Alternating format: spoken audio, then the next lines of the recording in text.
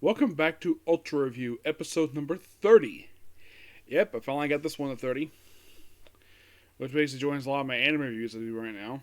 Yes, so this one discussing episodes 43 to 46. Now, these ones seem like very low. Like, I would say the one that had the best budget is probably got to be episode 46. Now we're at Planet 4. That's episode 4. We have Dan and Soga do this flight where they go to sleep for supposedly for 20 days.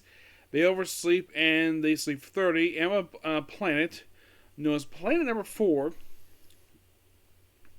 where the whole planet is ruled by robots with human forms.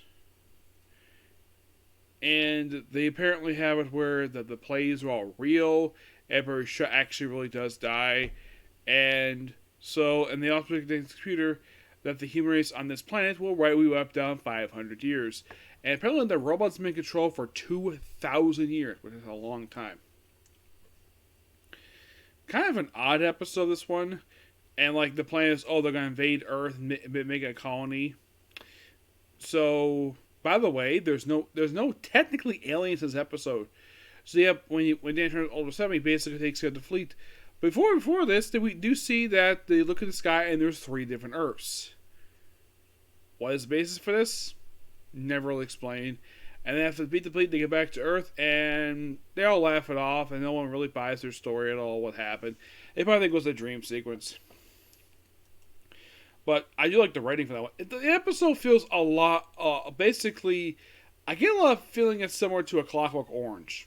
Kind of, with the way the society is this one. The terrifying Super 8-Man. This episode opens up with this big tall guy carrying 2 chickens. Why is he carrying 2 chickens? Never explained. You can see where he actually fights 2 police officers, breaks their batons, and snaps both their necks. He also is apparently an 8-Man. Yes. So you have Dan and Ann, which by the way, Ann in this very episode, she went back to the bob cut look. Not sure why. Either that or they shot the episode out of order. I'm not sure what happened here. So, and apparently the person around the place is someone she knows. So hi to him, and then, it turns out the place is under control of an alien monkey. Yes, believe it or not, an alien monkey is in charge of this place. You better think who's focus character this episode? I'd say probably a little bit Ann and Dan, the ones focused in the episode. It's an okay episode. I do like the fight between Ultraseven and a giant monkey. I thought that was kind of funny. And the fact that the ape-man, his real name was Gory. So the plan of these aliens was to turn people into like apes. So it's like easy to be conquered. Yeah, I thought this was kind of odd. In the case of how the sauce overcome. Yeah, this one is a take on The Boy Who Cried Wolf.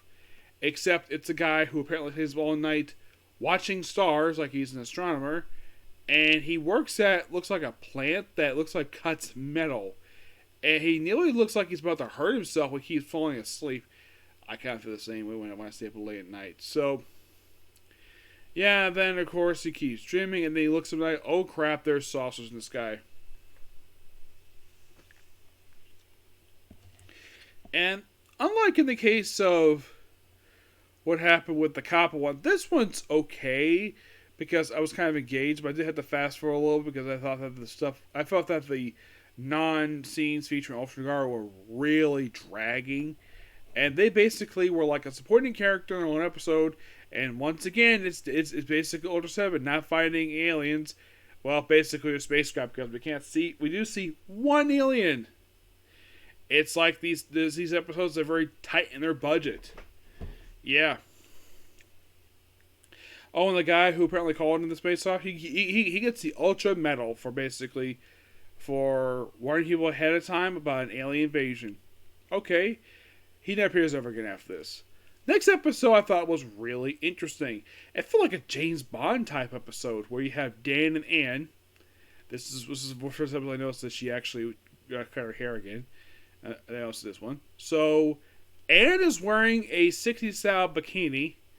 Now, I think that you look at this from a 2024 perspective, and it's like, why in the world does she have is plaid. Well, it's the 60s. That's why it looks like that. But it's a different swimsuit. It's actually the second time I see her in a swimsuit in the entire show. And we just saw that just a few episodes back. Like, I think back in episode 42. I think so. It was 41 they had this in. So Dan follows this woman, and then he gets trapped. When he follows her, he apparently decides to take off his coat for some reason. And he gets knocked out, wakes up in a facility like it's definitely how this is. It feels like a Goldfinger with the way he's strapped this table that he's to, and then he's taken off the table, brought to a room, where he's shown a robot Ultraseven. Yes.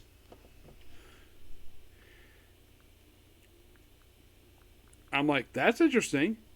Yeah, I thought that was a really cool idea. And then eventually they release it, thanks to being, well, coerced to giving basically the info. And then, of course, Dan breaks out.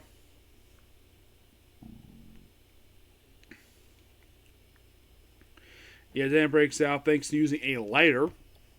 Yeah, because he had a lighter. So, he's able to sneak out. And by the way, this actually is underwater base.